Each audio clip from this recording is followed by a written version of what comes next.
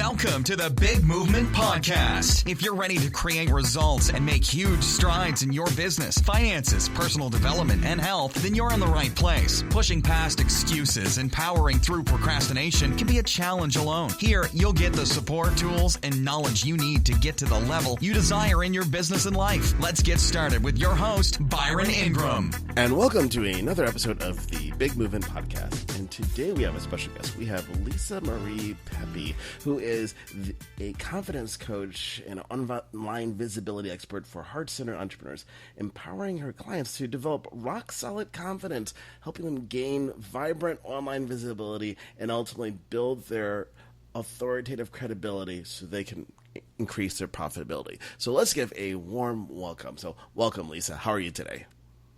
Hi, thank you so much. I'm doing really well, thank you. And thank you for having me today. Oh, you're welcome. So tell us a little bit about your background, as it sounds so fascinating. Oh God, where do I begin, right? The fun part. We'll fast forward to how I became an online entrepreneur. How about that? That sounds great. So about 5 years ago, I was working as a licensed massage therapist, and I had a car accident in May of 2011. And what happened was I was no longer able to go back to the profession. And what followed after that was sort of a series of, I like to call it sort of my dark times, right? Like the dark era for me personally. I felt like, I'd lost a lot. I was physically injured. I'd hurt my shoulder and I had to give up a lot of things that I loved. I loved massage therapy. I was always very active. I loved being active, going to the gym and just sort of being carefree, and all of a sudden it all kind of sort of came to a halt for me. And in the days and weeks that followed, I found myself kind of just slipping into this like downward spiral, like I physically didn't feel well. I couldn't go back to work. I started to feel a little bit down, and then feeling down turned into depression, and it was just sort of snowballed. And ironically, I was well educated in spite of all of this. Like I had finished 2 graduate level programs even before getting my license in massage therapy, but I felt so badly about myself and kind of couldn't see like the light, at the end of the tunnel, that I sort of just, again, I call it my dark era, because I literally took really, really crappy jobs, jobs that were, so mundane, boring, very task oriented, well below my pay grade and all of that, but I didn't feel good about myself. So, I just saw out these opportunities because that reconfirmed for me that, I didn't deserve any better. Fast forward. So I did that for about 2 years, and all the while I was battling the physical injuries, and I didn't have a really good doctor or medical care system to work with because it was a car accident. It was all tied up in lawsuits and all of that. And then fast forward, so I found myself about 2 years later working part-time at the gym. And it's not as glorious as it sounds. I was a front desk clerk, and a lot of my responsibilities included things like, tidying up the women's restroom at the end of the night and, things like that.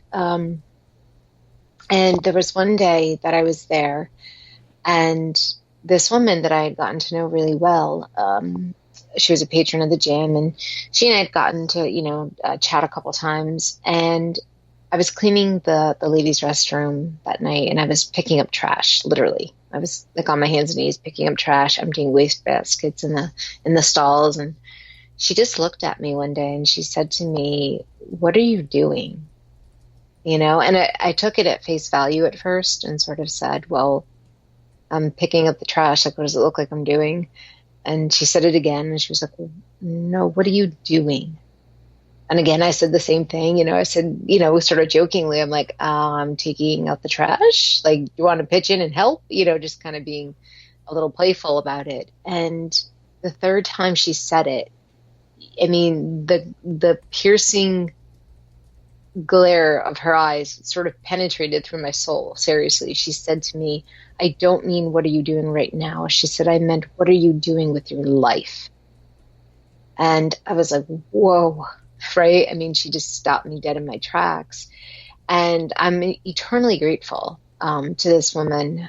We since have lost touch, but I would like to look her up again. But the whole reason why I bring that up is because that was really the beginning of me taking ownership for my life and shifting out of that dark, period of feeling depressed and feeling bad about myself and staying stuck in, unmeaningful jobs, unmeaningful relationships, all of that. And that day was a real big eye opener for me. I got in the car that afternoon and that evening, and I was like, she's right. Like, what am I doing? I was in my mid-30s and, very, like I said, very well educated. And here I was literally working for minimum wage, picking up trash on the floor, and again, not that I'm above that at all. I mean, there are people who work very hard. So it definitely gave me a new appreciation for people who are doing those types of jobs. But I knew I wasn't serving the world the best way that I could in doing that. And from that day forward, I just did a complete 180. I resigned soon after, and before you knew it, I was hired full time in a school district, and had a great job, got a great contract. And then in January of 2014, I actually had surgery on my shoulder because that was an ongoing issue from 2011 all the way to 2014. I still battled this issue. And again, because of the lack of healthcare and all of that, no one would diagnose me correctly. And it wasn't until late 2013 that I got the diagnosis that I already had known, which was that I had torn cartilage in my shoulder and all of that. So fast forward again, I have surgery on January 20th of 2014. And me being me, I had never had surgery. So I thought, well, I'm going to bounce back real quickly. I actually said this to my employers. I said, it's just going to be like a real minor procedure. And they sort of looked at me and just laughed. And they were like, okay, well, yeah, we'll see you back. And little procedure, not so much, right? Wound up being a very complicated surgery. And I had, later on down the road, I actually resigned from my job because I couldn't fit into someone else's schedule. Self-care became a priority, and having to punch in and punch out and be on a break at a certain time every day, it just didn't suit my life once I had the surgery. So that is how I got started in online entrepreneurship. And it is also the foundation of why I'm so incredibly passionate about empowering other people to really take charge of their lives and create the life that they were, destined to live, and not to settle for mediocrity. Wow. That's one amazing background there, because everybody has that story, that defining moment. And the most amazing is you recognized it, where there's some people, they have it, but they miss it, and they keep going down the path they're on. I know. And that is, like I said, it's why I'm so passionate about what I do. And, and I often talk, I do a lot of stuff online and videos and, talk show, radio, and, all of that. And I always say that when somebody says to me, well, what's your why? And that is it. I know what it feels like to be on the other side. I know what it feels like to be stuck. I know what it feels like to be scared, to feel isolated. But now that I'm on the other side of that, I want nothing more than to help other people get there too. Right. And that's powerful, because when you're helping people, it makes all the difference in the world. Yes, absolutely. So how did you decide, once you left the school district, that this is what you wanted to do, and how did it evolve into what it is today? Yeah, so, and again, you say, defining moments, or, I'm someone, I can really recall, like, that particular day. I remember, when I said, what am I going to do with the rest of my life? Here I am. I was all still stitched up and bandaged up with my shoulder, and physical therapy was, that was not exactly desirable or pleasurable in any capacity. So I was sitting in my bedroom just recuperating from surgery, and this time around, I knew I had faced difficult circumstances before, and I knew when I tried to fix things, they didn't work, and I wound up going down this other path that I probably shouldn't have even gone down. So I literally had a conversation with God one day, and I just said, what do you need me to do? Like, you know me, you know what I'm capable of. Tell me, direct me, lead me, whatever it is, and I'll do it.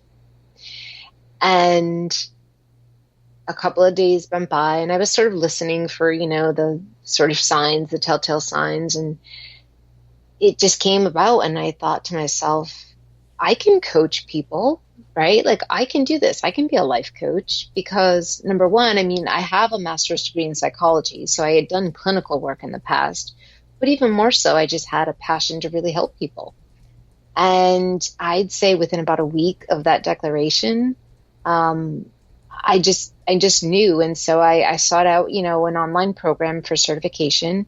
Didn't necessarily need that, but I wanted it anyway. And I got through that fairly quickly because I didn't have anything else to do. I literally was getting up and just going to physical therapy. Like, that was my entire existence. So I got through that program, and I actually started off as a wellness coach. I'd always been fascinated by health and wellness. And so that's where I started. And the first year was difficult. It wasn't all roses and sunshine and rainbows. It was definitely a lot of ups and downs and figuring things out, learning about entrepreneurship, learning about how to be visible online, learning how to connect and network with folks in a non-traditional way. And what I discovered after that first year was that I still had a passion to help people, but what I found even more rewarding was working with people on their mindset, or on their levels of confidence with themselves. Because I would spend days and weeks working with people about changing their eating habits or changing their exercise habits.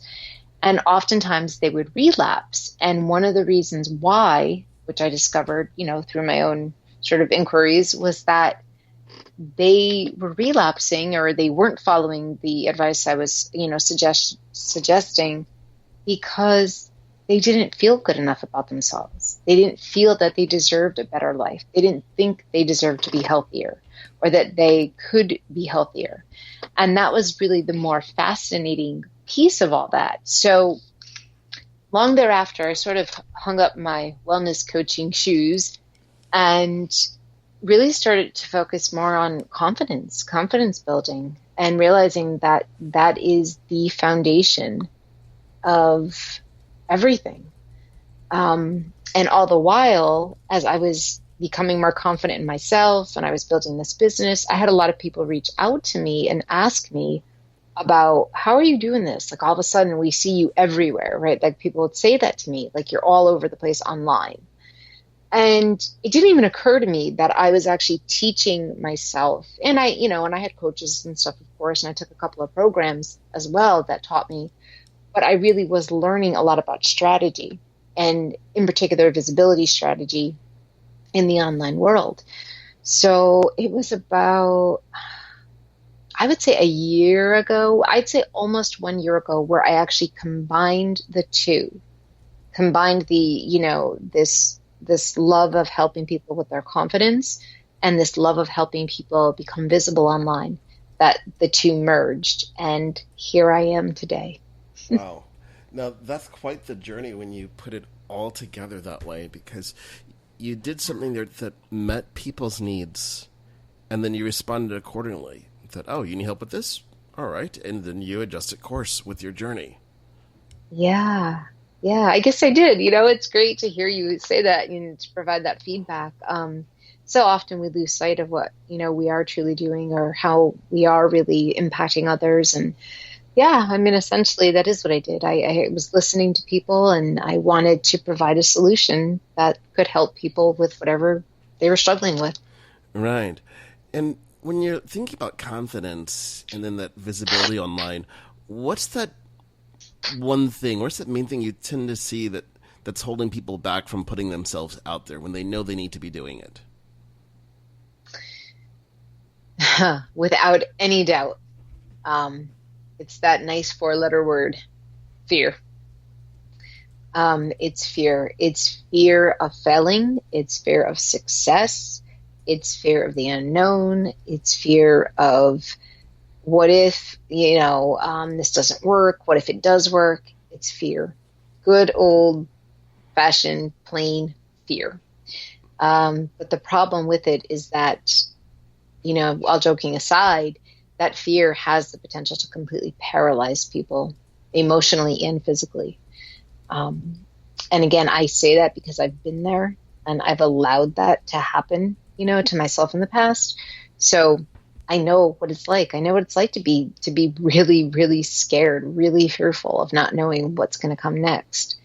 But when you can break through it, that is where the magic happens. Right. And you mentioned that fear, it can paralyze people emotionally and physically.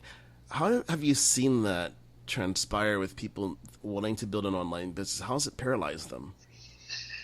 Wow, yeah. So I've seen this happen with a lot of people. And in particular, I work with primarily women entrepreneurs who are in the online world. And oftentimes the work that when we start off, we do a lot of confidence building work because they're literally, these women are so talented. They are so brilliant. They've got so many gifts to offer to others, to offer to the world. And yet that fear of whatever, right? The fear of failing, the fear of people not receiving them well or not responding to their online posts or whatever they are. That is, that's where essentially, I've seen people literally just say, like, I can't do that. I can't put myself on video. Oh my God, I can't do it. And I know that with a little coaching and the more confident people become, that they will surprise themselves oftentimes when they slowly push out of that comfort zone. And I feel like that's my role, is to facilitate that. And not even necessarily to be on video, but just to be out there, right? Just to offer something, to put it out there and not be afraid of rejection, not be afraid of hearing the words no, or, whatever it is that, they can sort of imagine in their minds before it even happens. Right. Now, what are some of the ways that people can, one, start understanding that, at least recognize that there's fear that's holding them back, and then what can they do about it? Because sometimes people, they're not aware of that underlying fear. They come up with excuses that bury the fear underneath.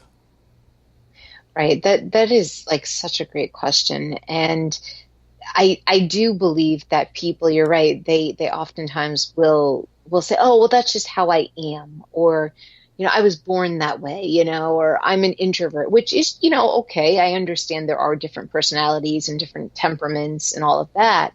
But oftentimes, I know a lot of introverts that are real solid entrepreneurs in the online world, right? So they've learned how to work around that, right? They don't see that as a limitation. They just see that as part of who they are, but yet they still push through and they get online, they do videos, they do podcasts, they make offers, So one of the ways that I particularly, and I've done this a lot with my clients and they seem to find it very powerful, and I've done it with myself as well. So, one of the things that I want people to do whenever we begin working together is to actually acknowledge what they're really afraid of. And that's a scary thing. I don't take that lightly. I don't say like, oh, just go figure out what you're afraid of. No, it takes a little bit of vulnerability or even a lot of vulnerability, depending on who the person is. And, I advise them, I sit with them and, virtually, of course.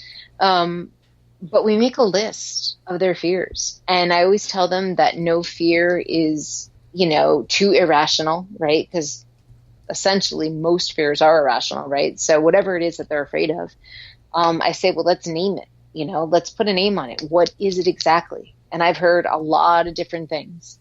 And I never laugh or I never, make fun of someone because to them, that's real.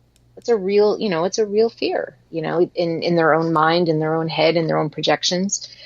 And once you can identify your fear and once you can actually say, this is what I am afraid of, I feel like that's where the healing begins. That's where the shifts begin. Because as you know, we keep sweeping things under the carpet and we just say, oh, no, I'm fine. Or, but yet you're still stagnant in life and you're not moving forward in your career or in your relationships or whatever it is. There's something that's keeping you there. Oftentimes it's fear. So when we kind of figure out what their fears are, we go through them.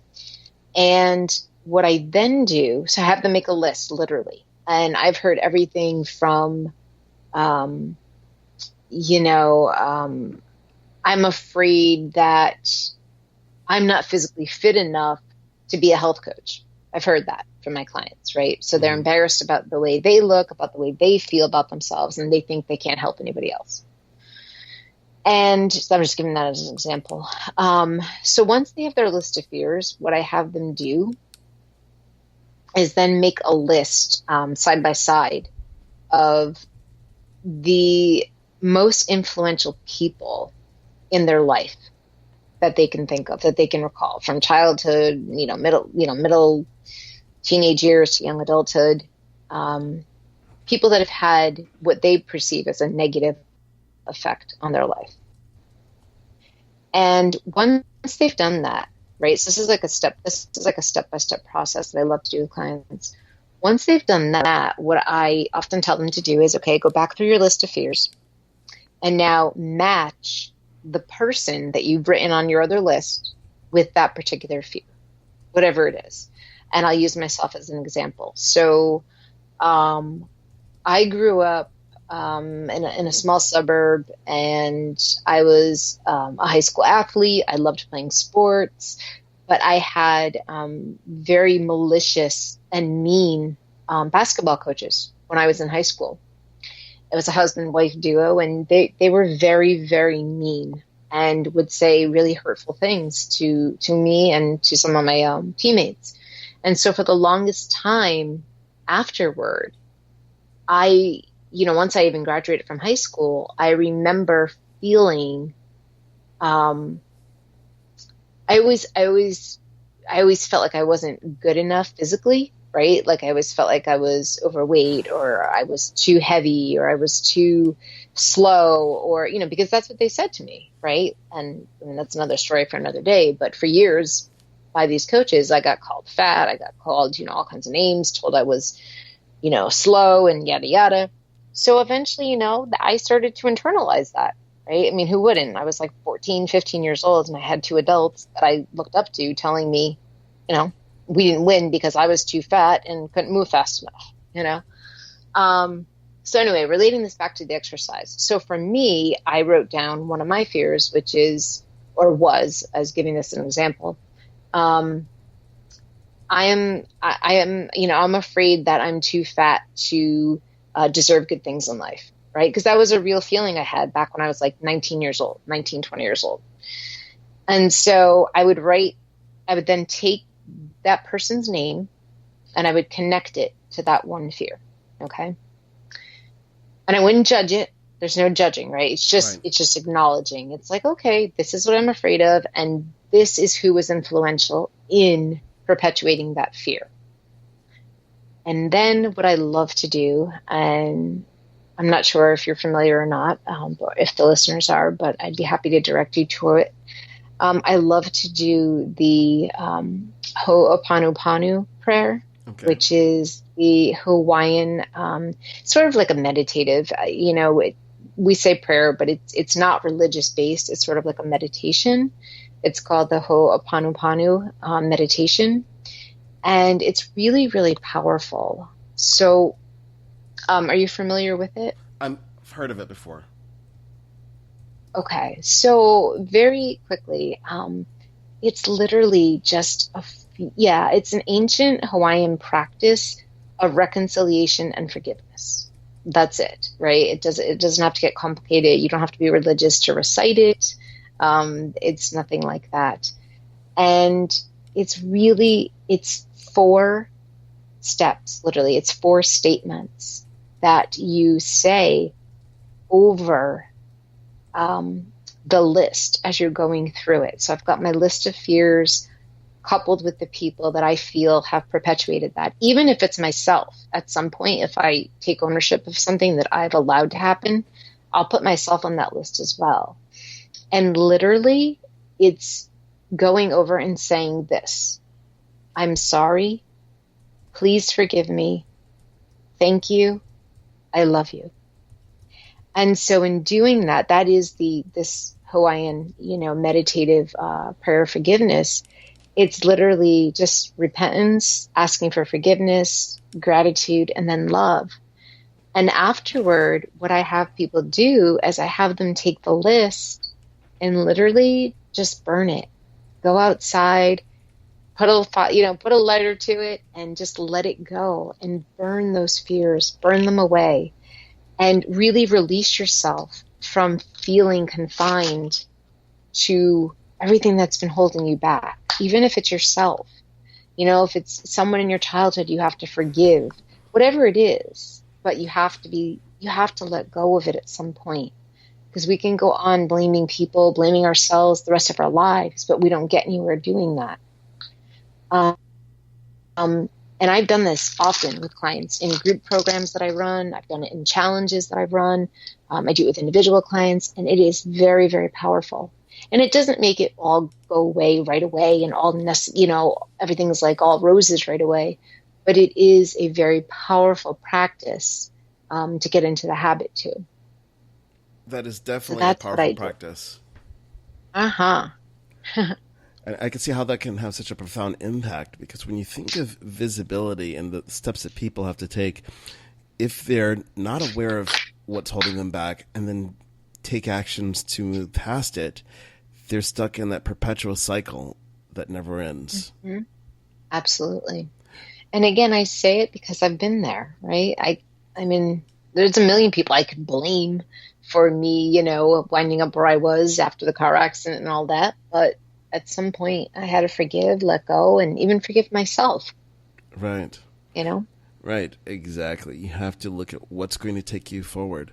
So when you're thinking of visibility, like after you've helped people get past what's holding them back, what's that process you utilize to help them increase their visibility online so they can start increasing their profitability?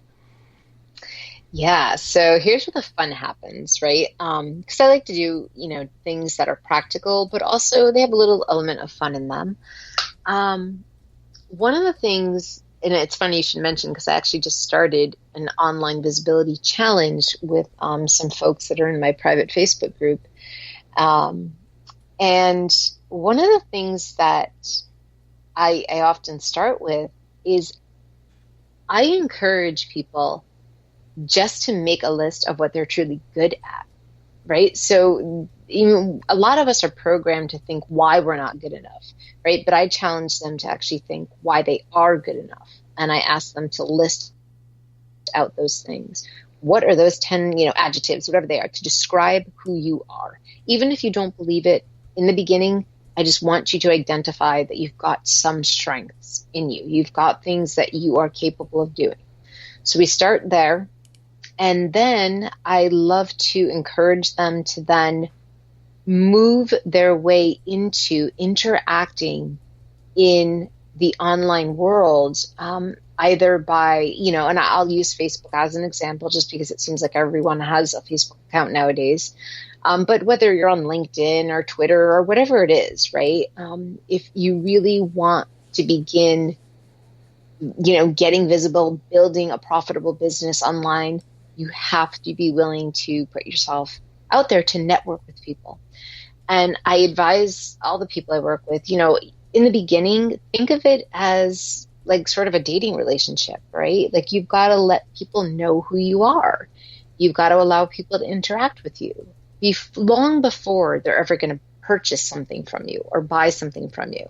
And it's no different if you're dating, right? And if you're dating someone on the first night, you don't often hear, hey, I'd like to marry you, by the way, on the first night. Like I'm sure it's happened and that's great, but it doesn't necessarily happen like that in real life all the time. And you've got to just, even if you're scared, just pretend like you're meeting someone for the first time and reach out. Reach out. I often reach out to people on Facebook, and there's absolutely nothing behind that besides just wanting to network, wanting to connect with people. There's no hidden agenda, like, oh, well, eventually I hope they're a paying client. It's not like that. It's the more you become comfortable and confident in yourself and being able to engage in conversation, whether it's on Messenger or whether it's via email, whatever it is. Some of my best friends I have met online. They live across the world, and then we can chat through Skype or whatnot. But yeah, you've got to be willing to let people know who you are so that they can begin to like who you are, and then they become trusting of you. They if you can show people those things, then when it comes time to make an offer or it comes time to provide them with a service that they really do need, it's just that much more natural for the process to flow. So that's sort of why I often say, so confidence in yourself is definitely the foundation. And then comes becoming more visible, and whether or not that's just putting up a post, building a Facebook page, a Twitter account, whatever it is, but do something, a website, and then build credibility by letting people know the things that you are good at. And it's funny because in this challenge, I'm going to actually dare people to do that. I want them to, strike conversations in the groups that they're in a way that allows them to show their brilliance, to show what they're truly good at. And an example of that is, if I know someone is a health coach, I might advise her to connect in a group that she's already in and just ask a question about health. Something like, hey, I was just wondering, what is the one thing that you feel prevents you from getting daily exercise? Right? That's just a general question. And a lot of people have that as an issue. They might say, there's not enough time in the day, or I'm too busy, or I'm too tired, whatever it is. And then as that person who's asking the question, you can then go in and begin to network with people, provide solutions for people. If someone says, I'm too tired, maybe you have a quick tip or trick that you can give someone. So you're providing value all the time. You're not selling anything, but you're providing solutions and value, and that's how you build this know, like, and trust, which is essential for any business owner. Right, definitely. And that's what I think people sometimes miss out on. They want to skip out on the know, like, and trust factor and go straight towards, so will that be Visa or MasterCard? Exactly. Exactly. And it just doesn't work that way. At least, I know for those of us who are genuine and, I am very heart-centered and I want genuine relationships. I want to work with clients who are ready to work with me, not people that I've been able just to, buy into some rhetoric or something. That's not who I am as a person. And the people that I associate with are certainly not like that either. Right, exactly. So you have to be specific about it, of being intentional with your actions. And when you think of intention, because there's so many ways to gain visibility online, what are some of your favorite ways for people just to to be visible for their business? Yeah, so I actually love Facebook Live. I love it for so many reasons, but this is a fairly new tool that was just launched, and I do believe it's available to almost everyone at this point. I don't know exactly, but I know they're rolling it out, to nearly everyone who's on Facebook, which is like, I don't know, 2.5 billion people or something. It's some like absurd number, right? It's up there. Yeah, it's really up there. It might be 1.5 billion actually. But what I truly love about this is that you can get on there and talk about really anything. It doesn't have to be about you pitching something or selling something, or you can talk about the weather. You can talk about the seasons that are changing. You can talk about something that you love. Figure out whatever you're passionate about and just start talking, because you will find those people who resonate with whatever you are talking about. They will gravitate toward you, and eventually those become the people who are your tribe, who are your people, who are your followers, all of that. And what I love about that particular tool is that you can then repurpose that in so many ways. You can, and certainly this is something I would just advise people to either search on YouTube for, or, Google, but you can download like your Facebook Lives and repurpose them, put them in an email that you send out to your list once a week. Put them into a program, maybe something you can turn into a do-it-yourself program or something like that, down the road. But for me, I mean, when I discovered Facebook Live, I was like instantly addicted to it. But for folks who are not yet ready to do video, I would say one of the other ways to really build up your presence online would be to have a Facebook page for your business. And, they've gotten more complicated than they once were, right? And I feel like on Facebook, almost everything's gotten more complicated, but it's also gotten that much more versatile and allowing people, so I have a couple of clients now that they don't yet have websites, but they have a Facebook page for their business. And Facebook now allows you, and it's free to have a business page, will allow you to put in the services you offer, the types of clients you serve. I mean, you can build your Facebook page to almost look like a website at this point. Right. And, I strongly advise people, if you have a business and you are not online with a official business page for, your services and stuff on Facebook, you're really missing a whole big, piece of your potential market. I took a course recently on Facebook advertising, and it was something like up to 75% of people will actually check a Facebook or search for that person or business on Facebook before they will do business with them. And I found that statistic to be really, really high, especially when we have all these other, nationwide, things. I don't know, like Angie's List or Consumer Reports or, whatever people would go and search. But because Facebook is so readily available to so many people around the world, it's like, and it's free, right? So if someone wanted to do business and they've heard about you, then they are more than likely to go and to see on Facebook. And that's where people can leave reviews for you. That's where you can present yourself to people. You can put up your offers. You can provide value. You can build your email list. I mean, there's so many incredible things you can do right from your Facebook page. So if nothing else, definitely build a page or hire someone to help you build it, and there are people out there who do that as well. Right. But yeah, that's definitely, I would say you have to have a Facebook business page. Oh, definitely. It's something that it's so critical. And it's not just, you think about having that Facebook business page, but it comes down to how you position yourself online. You think of that some people, they don't care what they're posting about, but exactly. I always look at it this way. Think about it's that you're the messenger. How is your message being received? So what you're putting out there is that perception people are getting. So if you're going to post stuff that would probably make your parents shake their head, it's probably not a good idea to be putting it up on Facebook. Exactly. And, and I tell people that all the time as well.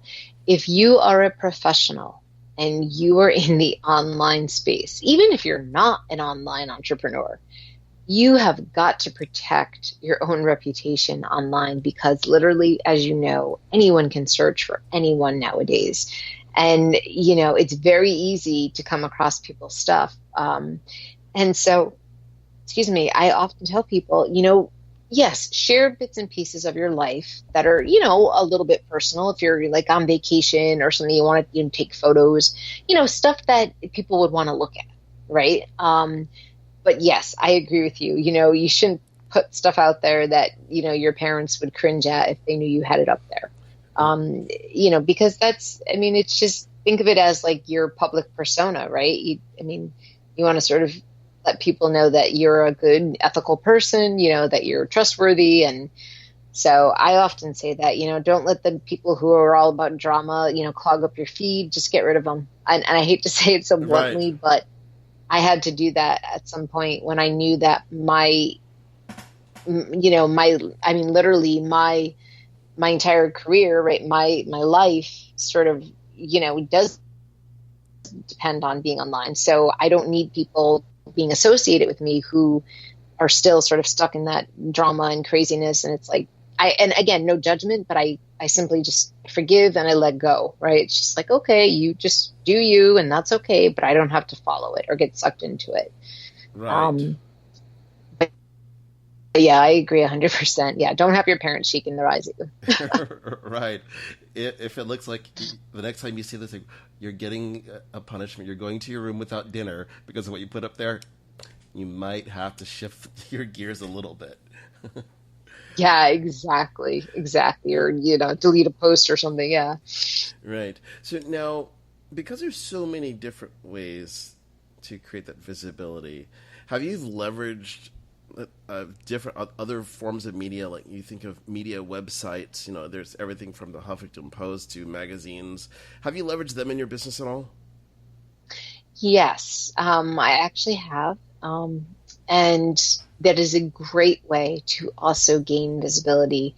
And I'm glad you brought that up, because oftentimes, we, or some people, even myself to some extent, when we hear visibility, we think social media, right? Like right away, like, okay, Facebook, Twitter, Instagram, and those things are all wonderful. I've got accounts on all of them and everything, but they can get a little, heavy to manage. And especially if you're doing a lot of, posting on each one of them.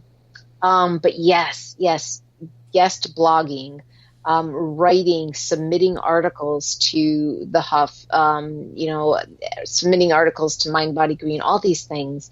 These are other ways that you demonstrate your, your reputation. You demonstrate that you are someone to be, a force to be reckoned with, right? And so for myself, at the beginning of this year, I did submit to several different publications, and all of which were accepted. And actually, ironically, I have not submitted to the Huffington Post, but it is on my business bucket list. So I will be doing that. I got a bit sidetracked from my writing only because my group coaching program took off. So not being able to, do everything all the time. Right. Even though I try, it never works. So yeah, in the beginning of the year, I wrote for YFS, which I'm sorry, wait a minute, I just screwed up the acronym. I apologize. But anyway, yes, I wrote for several publications, submitted, got accepted, and that is a great way to really, and it is YFS magazine. I don't know what I was thinking. Sorry about that. It stands for Young, Fabulous, and Self-Employed. And I wrote an article for them back in April. I also write for another online publication called Shift Advanced Life Design. We're currently on a bit of a hiatus just because our editor had to take a leave of absence, but we are going to get ready to kick that back up in January. And, in between, I've submitted some other articles to places like BizWoo and, things like that. And I've gotten published on those. I'd say my favorite way of getting more visibility is definitely doing guest podcasting like we're doing today. I love, love, love being on podcasts. I love being a part of other like telesummits. That's another great way. You know, I've been invited by several people to do telesummits or, just live, webinars, things like that. And I love all of that. And those are all adding to, credibility and visibility, all of those things. So yeah, even if you're not someone who wants to hop on a video right away and do a video, maybe look at writing. Writing is a very powerful thing. You can write, and it also gives you the option to build your list. It lets people know who you are, to, get in touch with you. It's just a beautiful way. Right, exactly. There's so many ways of doing it, and they can have profound effects. So when you submitted your content to these different sites from YFS Magazine and so forth, what impact did that have on your business? It actually had a really significant impact. It's funny because now I pulled up the YFS Magazine website, and I saved the article when it was published, and it's been shared 166 times. I know I didn't share it 166 times. So that means that somebody is seeing that, somebody's liking that, somebody's putting that out there. And I, even thinking now, I did a podcast interview with some folks over in Ireland. I think it's called the Content Academy. And so I did a podcast with them, and lo and behold, someone happened to hear it on iTunes, and she got in touch with me, and she's actually now one of my one-on-one clients. She first went through my group coaching program, and then she did really well with that, and she said, I want to work with you still. And so here we are now, and she's going to work with me for the next 3 months. So it really is powerful. It's very powerful. I've gotten contacted from people that I otherwise would not have gotten in touch with. Oh, excellent. And that's the key. It's putting out the different feelers, because sometimes people think that there's going to be that one single avenue that's going to bring in everybody. But when you cast that net out there, you never know who's going to read it. They're going to listen to it. They're going to see it and say, I want to work with that person. Exactly. And when that happened to me, because that was the first time, I really got bigger this year. This was my year. I told myself to be fearless, to be visible, and just to kind of go for things, I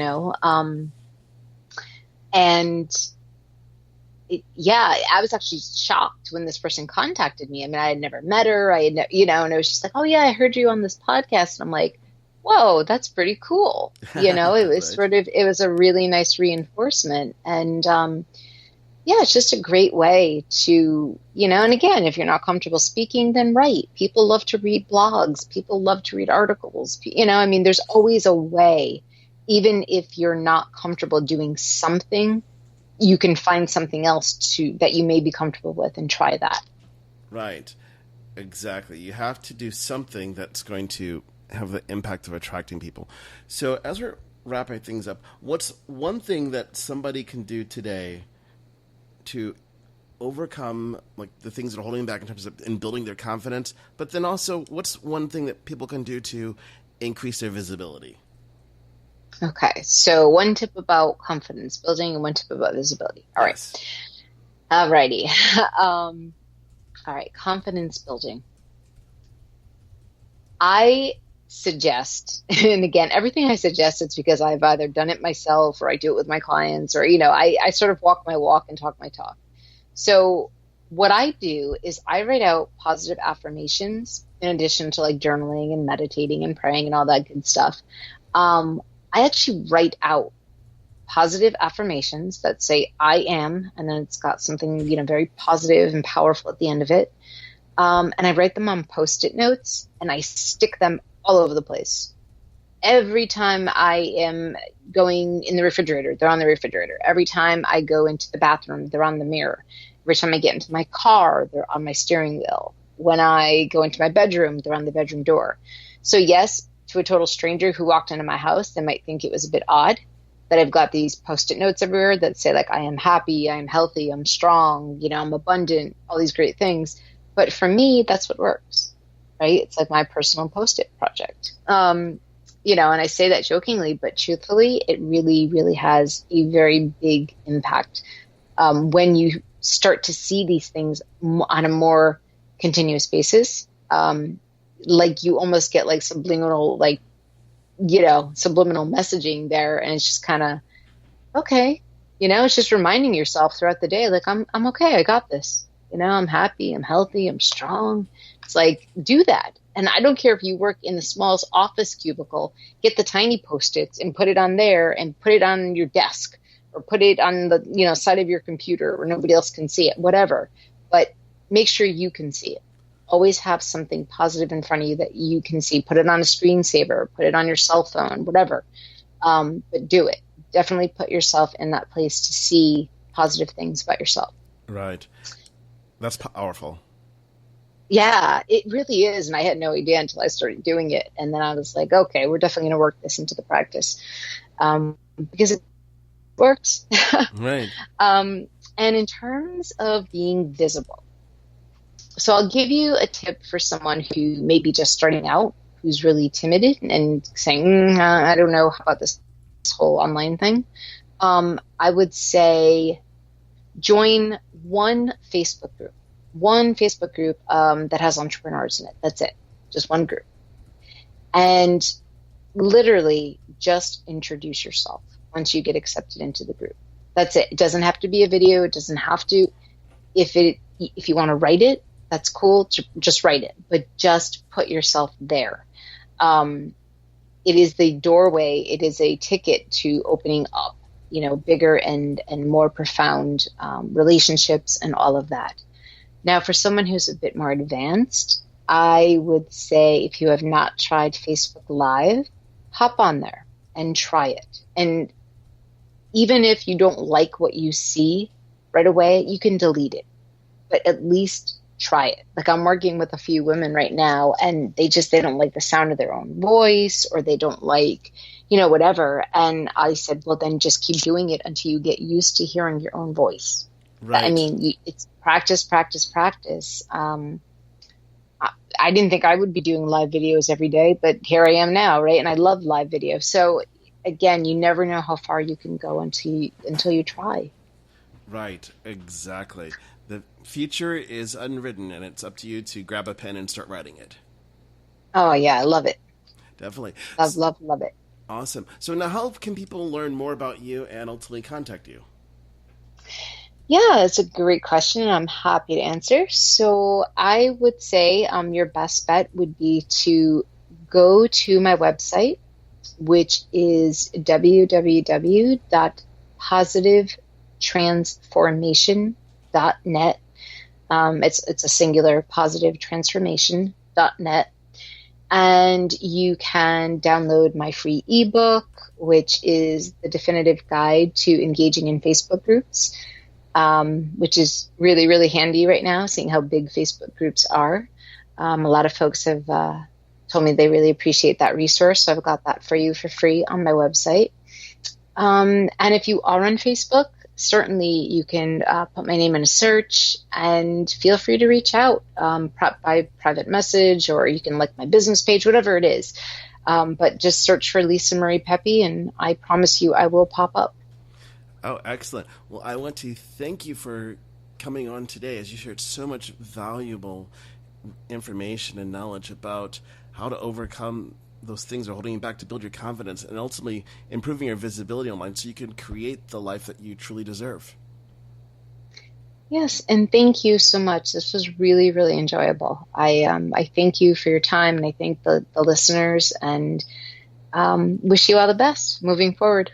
Definitely. Thank you. Thanks for listening to the Big Movement Podcast today. And be sure to subscribe so you don't miss an episode. Now that you've surely been inspired to take your entrepreneurial career and business to the next level, you can stop by the website and get more. And if you're ready to boost your business brand, be sure to grab your free report, 7 Easy Steps to Build Your Brand Today.